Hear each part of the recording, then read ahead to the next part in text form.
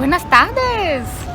Antes de ontem eu tava passeando e um rapaz, um super sensível poeta, me abordou e comentou sobre o alcance dos vídeos e tudo e sugeriu um tema que estava mexendo com ele, que era o sentir-se dele pressionado a casar, a ter filhos, a cumprir esse script.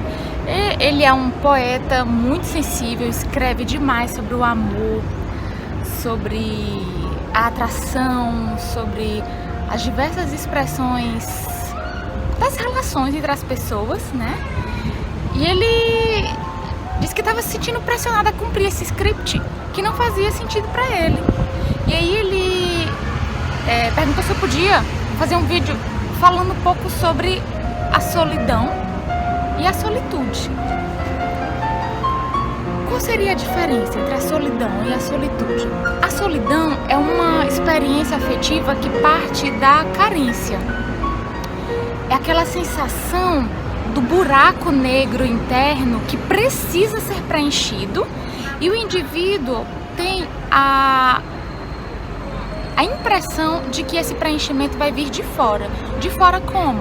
Através de um relacionamento, através da comida, da compra compulsiva, excesso em bebidas, em uso de internet. Tudo isso são expressões dessa carência tentando preencher essa dor, esse vazio, né? E até costumo dizer que muita gente, olha, fulano é viciado em cocaína. Eu digo, fica caladinho, porque o vício na cocaína, esse eu interno que se vicia na cocaína, é o mesmo que me faz me viciar na comida, que me faz ser codependente no relacionamento. É o mesmo, só muda o objeto, né? Então, a solidão, que parte da carência, que por sua vez parte de questões infantis que a gente precisa investigar para identificar em que momento eu experienciei a sensação do abandono, do desamparo, mesmo que eu tenha tido pais super presentes. Às vezes nasceu um irmãozinho depois de mim, ou então meu pai passou a trabalhar demais, muitas viagens. O que aconteceu? Que em algum momento eu experimentei, enquanto criança, a sensação de ficar só e fui desenvolvendo vários mecanismos de evitação dessa dor, dessa sensação da iminência sequer de tocar esse ponto de ficar só. Então aí nasceu a carência e todos os desdobramentos da carência, que são mecanismos de defesa para não entrar em contato com isso, certo? Isso é a solidão ela dói. E a gente leva essa carência até por tempo indeterminado, até a gente começar a olhar para ela. Quando a gente começa a olhar para ela, ela vai perdendo força. Mas, de um modo geral, a gente leva essa mesma carência para os relacionamentos. Então, relacionamentos em que os dois se encontram e se sustentam a partir do lugar de solidão, eu não vou dizer que 100% deles termina, não, mas eles já iniciam quase que fadados ao insucesso. Insucesso em que sentido? Um está projetando todo o preenchimento do seu vazio interno no outro. Um faz isso com o outro faz isso com um. Então começa a se amuletar. E aí, quando passa aquele período da paixão, que geralmente dura 1, 2 anos, né? Já explico por que dura só isso.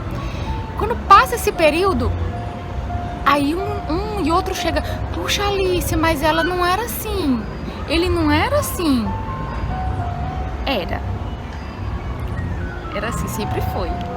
Só que no início, todo organismo, veja, do ponto de vista biológico, a paixão, ela tem uma função que é unir duas pessoas para a reprodução, que não tem nenhum vínculo sanguíneo, não tem nada que as segure juntas. Então a paixão vem com toda essa avalanche hormonal, dilata as pupilas, acelera o coração, alguns emagrecem, outros engordam. Então a pessoa fica o tempo inteiro no estado de excitação. Por isso que a paixão, ela precisa estar ali por um tempo, porque o organismo, o sistema não aguenta uma sobrecarga de tanta atividade por mais de 2 anos, por exemplo. Isso varia, tá, gente? Mas é a média.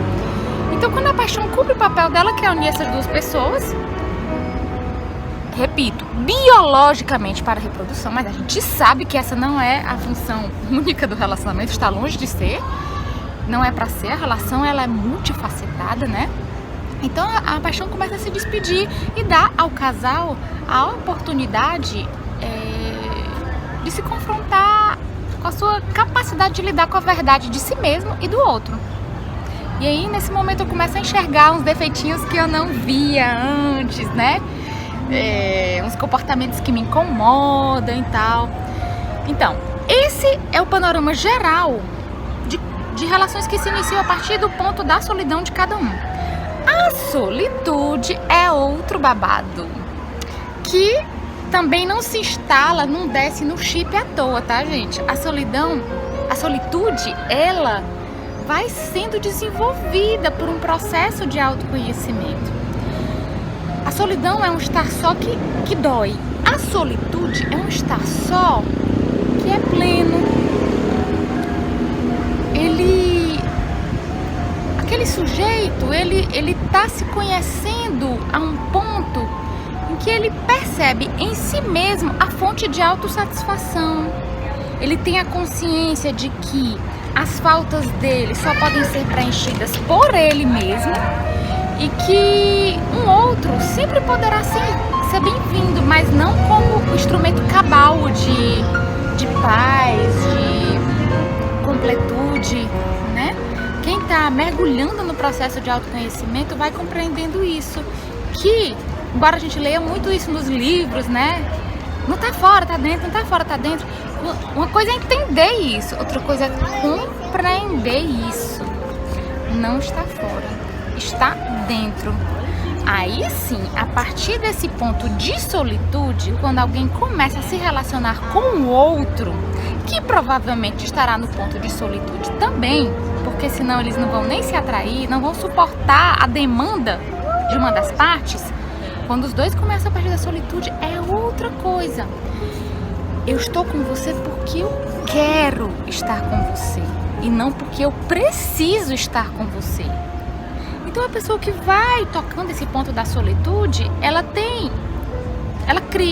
toca dentro de si a possibilidade de escolher.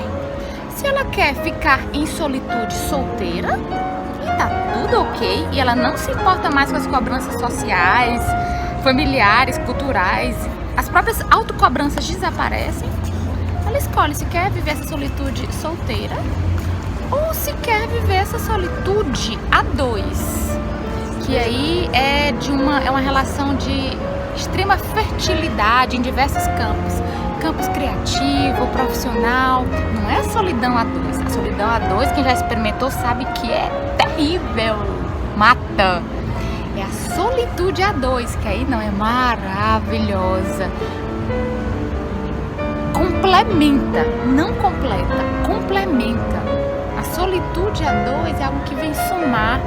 Eu preciso do meu espaço, então eu compreendo que devo permitir ao outro também ter o espaço dele para fazer o que ele precisa sozinho, para eu ir onde eu quero sozinha.